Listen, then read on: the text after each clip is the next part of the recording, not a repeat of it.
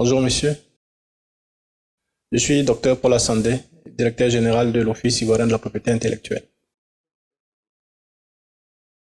L'Office ivoirien de la propriété intellectuelle est un établissement public national qu'on appelle EPN, qui a été créé par décret en 2005 et donc qui a pour vocation d'administrer la propriété intellectuelle en Côte d'Ivoire.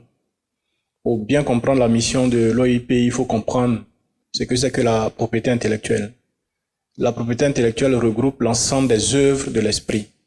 Donc, tout ce qui émane de la réflexion de l'homme, donc qui peut permettre d'apporter des solutions, qui peut permettre d'apporter un produit sur le marché, un service sur le marché.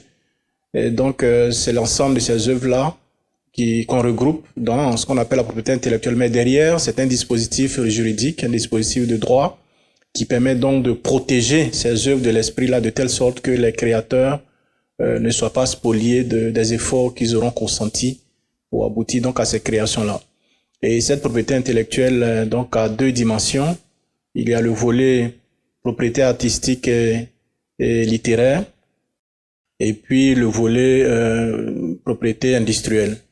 Donc le volet propriété artistique et littéraire est un dispositif aussi, un ensemble de dispositifs de droit, de tests de droit, mais qui a pour particularité de ne pas imposer donc une démarche d'enregistrement de façon formelle. Lorsqu'un artiste, par exemple, sort une œuvre, il lui suffit de diffuser, donc d'avoir les preuves de la diffusion pour qu'il puisse tirer profit de tous les droits qui vont avec. Et donc, pour tous, il en est de même pour un écrivain qui arriverait à produire donc un livre, un document, ainsi de suite. Donc, tout ce qui est activité artistique ou production littéraire, donc protégé systématiquement dès la diffusion. Donc, c'est ce qu'on appelle, donc, on regroupe dans ce qu'on appelle la composante, donc, propriété artistique et littéraire. A contrario, au niveau de la propriété industrielle, quand vous avez une marque, quand vous avez une invention technologique, technique à protéger, en ce moment-là, il y a une démarche particulière qu'il faut donc adopter pour avoir un titre de propriété, donc, qui vous confère l'exclusivité des droits liés, donc, à cette création. Et donc, c'est ce volet propriété industrielle-là qui est visible dans ce que l'OIPI fait comme activité. L'OIPI, normalement, c'est l'Office de la propriété intellectuelle, donc qui doit gérer les deux aspects de la propriété intellectuelle. Mais comme je viens de le dire, pour la composante littéraire artistique, il n'y a pas de formalité donc obligatoire. Donc du coup, notre activité est consacrée, je peux dire peut-être à 99% sur la propriété donc industrielle. Donc en gros, la définition que je viens de donner met en évidence, met en exergue donc ce que nous faisons. Nous accompagnons les créateurs, donc de tous les créateurs, que ce soit une création technique, technologique, que ce soit une marque, parce que créer une marque, c'est l'objet de réflexion. Que ce soit le nom même d'une entreprise, que ce soit une invention dans le domaine de l'agriculture, nous les accompagnons donc sur 3 étapes. La première étape, c'est la protection de la création de l'invention, de la marque, du titre. La deuxième étape, c'est la valorisation, parce qu'il ne suffit pas de protéger, par exemple, une marque. Vous devez le savoir que je le dis souvent dans mes interventions. Aujourd'hui, le monde est tel qu'on n'achète plus le produit, mais on achète plutôt les marques. Vous mettez 2 produits qui satisfont le même besoin côte à côte. Les consommateurs vont préférer le produit A au produit B parce que ce produit A-là, il a une marque qui est peut-être une marque notoire, qui peut être une marque qui a une certaine culture, qui véhicule certaines valeurs. Et donc, la deuxième étape de notre travail, c'est de sensibiliser tous ceux qui ont protégé des titres sur la nécessité de les valoriser. Parce que protéger et puis ne pas valoriser, c'est comme si on a planté des arbres ou bien on a planté des produits qu'on n'arrive pas à entretenir pour qu'ils puissent produire donc les fruits qu'on attend. Et la troisième étape, c'est la défense des droits qui découlent donc de la protection de tous ces titres-là. Et sur ce volet-là, nous travaillons en bonne intelligence avec d'autres structures que l'État a mis en place donc pour pouvoir empêcher que des individus de mauvaises intentions puissent exploiter abusivement donc les droits acquis par des personnes qui ont déposé légalement donc leur création. Donc voilà un peu ce que l'OIPI fait. Oui, vous voulez déclarer votre marque, vous venez. À l'OIPI, on a des spécialistes qui vous reçoivent, qui essaient de comprendre votre préoccupation, parce que tout n'est pas protégeable aussi. Même une marque, vous voulez déposer une marque qui a des caractéristiques que la marque doit respecter pour qu'on puisse protéger. Une marque doit être licite. Si vous utilisez un signe, un nom ou bien quelque chose qui n'est pas légal, voilà, donc on peut pas protéger cela. Donc il y a des critères de protection. Et puis vous voulez venir avec votre idée de marque, mais en réalité quelqu'un d'autre a déjà protégé la même marque, une marque similaire, ainsi de suite. Donc il faut venir voir l'OIPI, les services de l'OIPI sont là, vous venez, on vous informe, on échange avec vous, on comprend vos préoccupations et puis vous oriente. Il y a un formulaire que vous devez renseigner avec tous les détails, toutes les caractéristiques de votre marque, le nom, le logo, si vous avez un logo, les couleurs, ainsi de suite. Et puis bon, sur cette base-là, vous payez les droits qui vont avec et puis le document est transmis à l'OAPI pour examen aussi là-bas en vue de la délivrance du certificat qui vous confère donc les droits liés donc à la marque que vous déposez. Je suis arrivé à la tête de l'OIPI en février 2022, donc j'ai fait 2 ans, quelques mois maintenant. Et donc quand je suis arrivé avec les collaborateurs, je pense qu'on a réfléchi à relever un certain nombre de défis, notamment le défi du position ou du repositionnement de l'OIPI. Les collègues que j'ai trouvés fournissaient beaucoup d'efforts, mais malheureusement en termes de visibilité, l'institution avait beaucoup de limites, donc beaucoup d'insuffisances à ce niveau-là. Donc il fallait identifier donc les axes de travail donc qui devaient permettre à l'OIPI de se positionner comme acteur clé. Parce que ailleurs, les offices de propriété intellectuelle sont des organes très stratégiques dans tout ce qui est politique de développement des pays. Vous allez dans un pays comme la France, la Chine, les États-Unis, les offices de propriété intellectuelle sont au cœur de toute la stratégie de développement, puisqu'on ne peut pas parler d'innovation sans parler de propriété intellectuelle. Donc, ce que j'ai fait, c'est que, bon, comme je suis moi-même un peu spécialiste de tout ce qui est question de stratégie, donc on a mis en place un plan, on a conçu avec les collaborateurs un plan stratégique.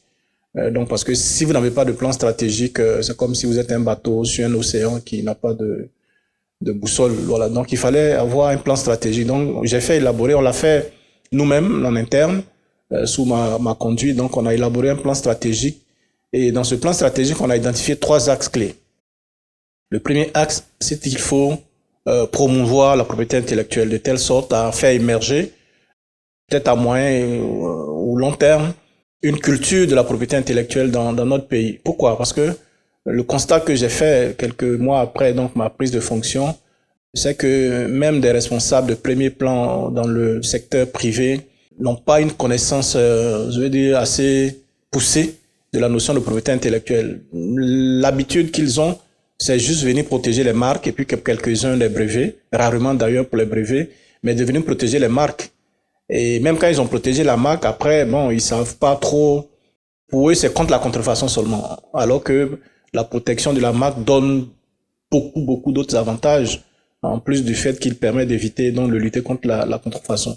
Donc, il fallait sensibiliser les opérateurs, tous les acteurs de l'écosystème entrepreneurial sur la nécessité d'intégrer dans leurs habitudes quotidiennes, donc, la propriété intellectuelle. Donc, faire émerger la propriété. Donc, ça, c'est le premier axe, la promotion donc de la propriété intellectuelle pour voir émerger une culture dans notre pays. Le réflexe que quand je cherche à faire donc émerger, c'est un entrepreneur. Quand vous avez votre idée qui est matérialisée, systématiquement, vous devez chercher à protéger l'idée, à protéger donc ce que vous venez de créer. Le deuxième élément, c'est quelle est la marche que vous devez donc suivre pour pouvoir développer progressivement ce titre-là, le titre que vous venez d'acquérir. Et donc, ailleurs, vous verrez que des entreprises déposent pas moins de 1000, 2000, 3000 brevets, alors que dans notre pays, on est autour de 20 brevets en moyenne par an, et les 20 brevets sont déposés à 95% par des particuliers. Les entreprises n'en déposent pas, presque pas. Les universités, c'est tout au plus 2 ou 3 brevets par an. Donc, vous voyez le gap qu'il y a entre nous et puis les pays qu'on peut appeler développés ou émergents. Mais ces pays développés émergents ont bâti leur développement sur ou grâce à l'innovation. Donc, qui dit innovation dit invention, donc dit brevet. Le deuxième axe pour nous, c'était de travailler donc accompagner ou à faire émerger là aussi un esprit de d'innovateur ou d'innovation donc dans notre pays. On a beaucoup d'universités, on a beaucoup d'écoles, on a beaucoup de grandes écoles donc qui travaillent au quotidien dans des domaines scientifiques, dans des domaines technologiques. Donc il fallait pour nous les accompagner, mettre à leur disposition tous les outils qu'on a, qu'on puisse booster un tant soit peu leurs compétences, leurs capacités en termes d'innovation. Donc qu'est-ce que nous avons comme outil? En tant qu'office de propriété intellectuelle, nous avons accès à l'ensemble des bases ou à la quasi-totalité des bases de données mondiales en termes de technologie. Donc, si vous voulez, c'est une mine d'or, ces bases technologiques-là. Donc, dans notre démarche, on met à la disposition des universitaires, des chercheurs, des étudiants ces bases de données. On leur dit, voilà quelles sont les préoccupations. Voilà une problématique qu'il faut régler. Cette problématique a été réglée en France par tel outil. Regardons qu'est-ce qu'on peut faire pour adapter donc cet outil-là à notre réalité pour pouvoir régler donc le problème qu'on a identifié. Donc ça c'est le deuxième axe. Donc accompagner donc le monde de la recherche, de la formation à développer donc des capacités en matière d'innovation. Et le troisième axe, c'est comment valoriser nos produits locaux, les produits du terroir grâce au système de la propriété intellectuelle. Bon, je pense que le mot, l'expression courante qui est donc la plus connue, la plus utilisée par les oreilles, c'est la labellisation. Donc, il fallait donc, grâce au système de la propriété intellectuelle, donner un peu plus de valeur commerciale aux produits clés, je vais dire comme ça, de notre terroir. On l'a fait avec la tiéké, on l'a fait avec le pain baoulé, on l'a fait avec le café des montagnes. On est en train de travailler sur d'autres projets. Donc, voilà un peu le plan stratégique, les axes clés de notre plan stratégique, donc sur lesquels nous travaillons depuis 2 ans. Et je pense qu'il nous permet d'avoir quelques résultats. Je viens de citer la labellisation. Et c'est la première fois d'ailleurs que la Côte d'Ivoire obtient ses premiers labels grâce au système de la propriété intellectuelle, la tiéké des lagunes, le pain baoulé, le café des montagnes. L'année dernière, on a fait labelliser la tiéké de façon générale pour éviter que les pays qui convoitent ce produit-là puissent s'approprier donc les droits qui vont avec. Voilà, donc au niveau aussi de la promotion, nous avons institué un événement que nous avons appelé les Journées de la marque ivoirienne innovante. Bon, nous sommes en train de peut-être réfléchir à changer le nom parce qu'il n'y a pas que la marque de la propriété intellectuelle qui est un événement annuel. Nous avons organisé les deux premières éditions en 2022-2023 et je pense que nous allons organiser, si Dieu le veut, la 3e édition cette année ou en début d'année 2025. Et puis au niveau de l'axe sur l'accompagnement des établissements aussi, nous sommes avec le ministère de l'enseignement technique. Nous avons créé des clubs d'invention et d'innovation. L'esprit, c'est qu'au bout d'1 an, de 2 ans, on puisse avoir l'équivalent de l'OASU avec les clubs. Donc faire émerger au sein des établissements techniques et des grandes écoles les talents en matière d'innovation qu'on peut promouvoir, qu'on peut accompagner de. Donc voilà les éléments sur lesquels nous travaillons depuis 2 ans. Pour le moment, les objectifs sont loin d'être atteints, mais je pense qu'on a fait quand même du chemin. Et si on a les moyens qu'il faut, je pense qu'on peut avancer vers les objectifs assignés à l'OIP dans le cadre de son plan stratégique. Les États de 17 pays, je crois que c'était 18 au départ, mais pour le moment c'est 17 pays, ont décidé de créer un office régional de propriété intellectuelle qu'on appelle OAPI, donc Organisation africaine de la propriété intellectuelle, à qui donc ces États-là ont cédé une partie de leurs prérogatives en matière de délivrance de titres de droit de propriété intellectuelle. Donc en réalité, nous sommes on nous appelle structure nationale de liaison. Donc sur ce plan-là, en termes de relations, nous faisons le lien entre les usagers, donc les opérateurs qui souhaitent déposer des titres et l'OAPI. Nous recevons, je l'ai dit dans mes propos au départ, donc nous recevons les demandes et puis nous les envoyons à l'OAPI qui, en dernier ressort, après analyse, délivre les titres qui vont avec. Donc en réalité, voilà un peu, nous sommes le représentant local ou national de l'OAPI. Pour ce qui est du volet activité notariale, en fait, parce que bon, je pense qu'en gros, une des activités phares d'un office est de jouer un rôle de notaire. Mais au-delà, comme la propriété intellectuelle est un outil de développement, nous sommes pleinement engagés aussi sur ce côté-là. Et sur ce côté-là, je pense que la mission de l'OIPI est définie dans son décret de création. Oh, c'est juste vous dire merci, et puis sensibiliser toujours, chaque fois que j'ai l'occasion, les opérateurs économiques, les créateurs, les inventeurs, adopter donc un réflexe en termes de protection, mais aussi de valorisation de leur création. Souvent, on nous reproche ou on nous interpelle pour dire, ah, mais protéger une marque, ça coûte cher, protéger un nom commercial, ça coûte cher. Mais je leur dis tous les jours que protéger une marque, c'est pas une dépense, c'est pas une charge, mais c'est un investissement. C'est comme on achetait un ordinateur, c'est comme on achetait un immeuble. Donc, ça prend de la valeur. Un ordinateur se déprécie, mais la marque ou bien le nom de l'entreprise, c'est comme un terrain à bâtir, donc qui prend de la valeur chaque jour, chaque année, chaque mois. Donc, si on conçoit l'enregistrement d'une marque ou d'un brevet sous cet angle-là, je pense qu'on n'a pas de problème avec le coût. Mais dans tous les cas, ne pas protéger coûte plus cher, 100 fois, 1000 fois plus cher que venir payer ce qu'on doit payer pour protéger sa marque. Parce que quand vous êtes l'objet de contrefaçon, comment rattraper l'image qui est ternie par le produit de contrefaçon? Comment payer les frais du notaire, de l'avocat pour aller en justice? Ça coûte 10, 100 fois plus cher que venir payer une seule fois pour avoir une protection sur 10 ans dans 17 pays. Donc, je voudrais vraiment sensibiliser les opérateurs, les créateurs, les inventeurs ivoiriens à se rapprocher de l'OIPI. Il y a beaucoup de choses qu'on peut faire ensemble au-delà de la protection pour que dans les années à venir, l'innovation soit un levier déterminant dans la vision de transformer de façon structurelle notre pays souhaité par le président de la République, donc son Excellence Alassane Ouattara. Merci. N'oubliez pas de liker, de commenter et surtout de partager. Pour voir plus de vidéos, abonnez-vous sur notre chaîne YouTube.